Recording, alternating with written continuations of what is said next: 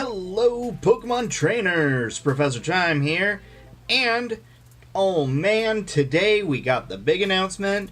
Welcome to Pokemon Day, folks, and we've got a lot to unpack over the past 24 hours, roughly.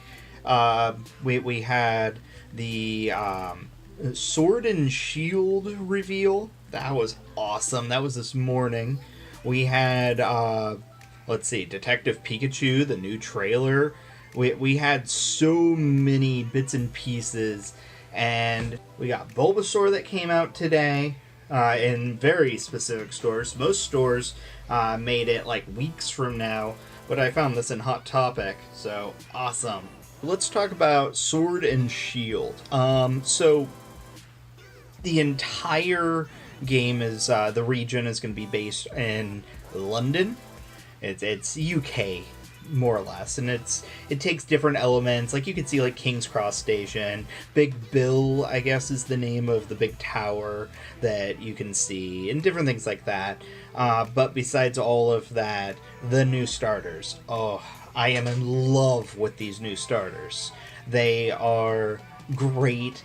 They're not, like, the most imaginative, but I gotta say, they are definitely up there for me, and it's three of my up there in favorites and all. I'm gonna have to come up with a chart of best starters now that Gen 8 has started. The very first one, okay, so Scorbunny, it's a fire rabbit. It's sticking to the Chinese zodiac theme that we have always known secretly kind of exists, and they stuck with it. We got a rabbit, you're the rabbit, and that's Scorbunny. It's a fire bunny.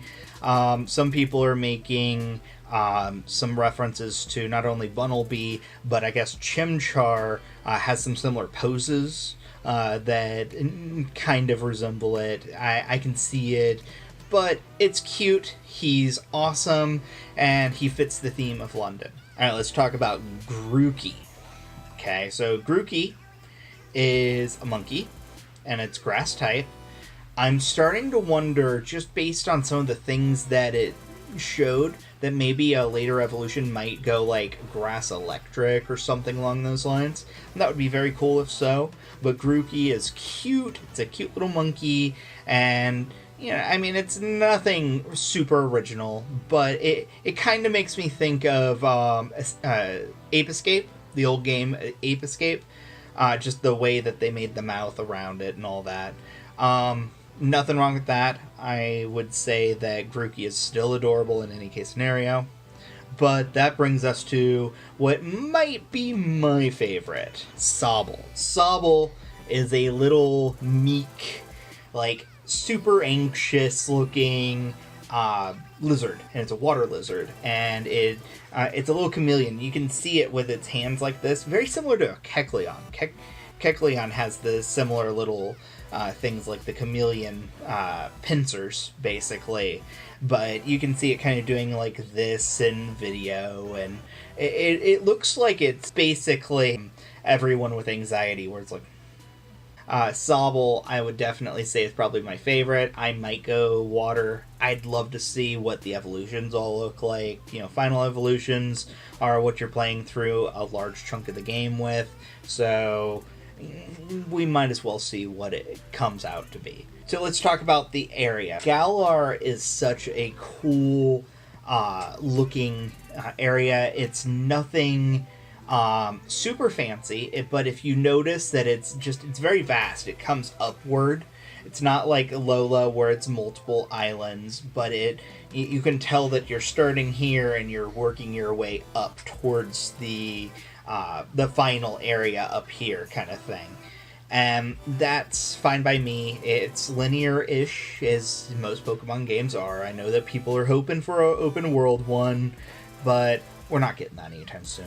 People have been saying that since like Gen 2. When are we going to get all the generations just like Gen 2 did? They got Johto and Kanto, but why not, all of them? Why not get Unova or Sinnoh or whatever? No, it's going to be a long time before we get something like that.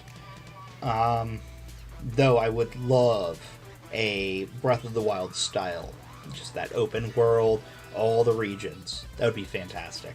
Alright, so let's talk about logos. Shield and Sword. Now, Sword and Shield, I'm not that big of a fan of the logos themselves. They're pretty generic feeling. They don't look like it's they put a lot of thought into everything. There might be more to it than I'm seeing, but I love the names and I'm okay with it. I'm just not a big fan of the logos themselves and the design behind it. Let's talk about battles. So we got to see a little bit of gameplay and that was cool. I'm noticing that random encounters are back. I'm sad about that. I wish that we kept the Let's Go Pikachu and Eevee style, where it was, on the map, you could see the Pokemon on the screen, and you could go up to it if you knew that you needed that Weedle or that Bulbasaur or whatever. You could just go look for it, or you'd know how to encounter it the proper way. In this game, they brought back random encounters, and I feel like it's the one thing that always gets me in Pokemon games is the grind. If I'm hunting for Pokemon, it's a grind. I assume based on it being a brand new generation and not a Let's Go game, that they'll be bringing back like held items and abilities and all of the staple competitive things, and that would be great. I'm perfectly fine with that. I loved Let's Go and how casual it was, but I gotta say that there's so many competitive people out there that it's fine either way for me. So graphics are going to be awesome. When it comes to the graphics, we've got it on the Switch, so we really have some high def styles and things that are coming out of this.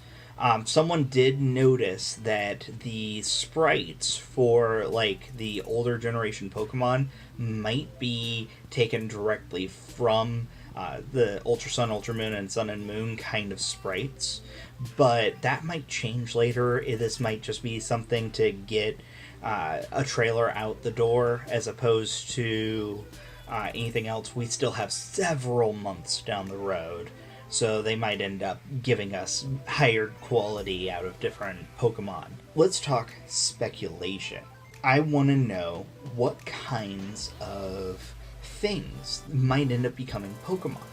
And I was really thinking about it over the day, and I started to realize that there's not a lot of animals that really are associated with London. You know, maybe like an English Bulldog, but, we already have Snubbull. Maybe a Yorkshire Terrier. We already have Lillipup. So what would we get?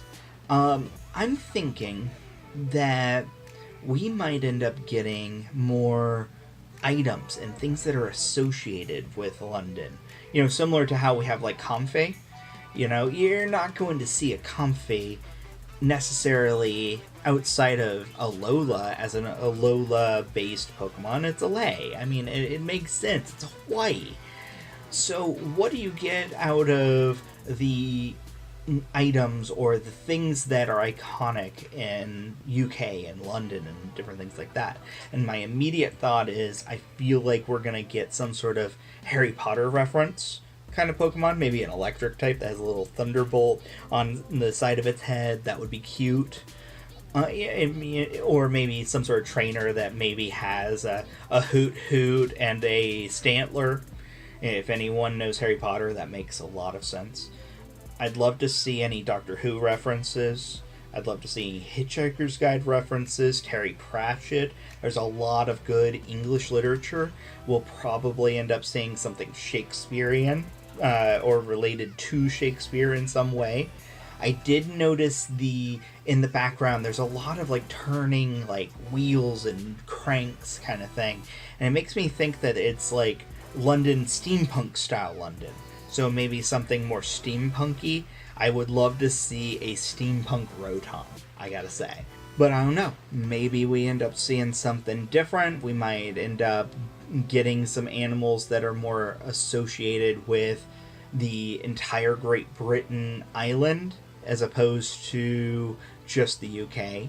I don't know, are we going to get some sort of black pudding or baked beans on toast Pokemon? I don't know. We might get something weird like that. We have an ice cream cone for Pete's sake, okay? So, let me know in the comments below what you think we will get as Pokemon, or what you're hoping for. Because you gotta keep in mind, they have things that are like not necessarily based on the region that they are working with, but they do have a lot of Pokemon that generally are based on the region that it's coming from. Like I said, Comfey or things like that really make a lot of sense. I'd love to hear your opinions. I want to know what your starter is going to be. Let me know in the comments. I'd love to hear it all. Other than that, the video that was supposed to come out, I did a reaction video for the trailer, and unfortunately it got a copyright claim. It was a worldwide copyright claim. A lot of YouTubers got it as well, and sadly I was one of them. And so sorry to hear about everyone else. But besides that, check out my other videos, and we will be doing way more for Pokemon Sword and Shield. Thanks for joining me. Stay cool, everyone. I, Pika, choose you to go check out the other videos. And then don't forget to like and subscribe down below. Thanks, everyone. Have a great day, and stay cool.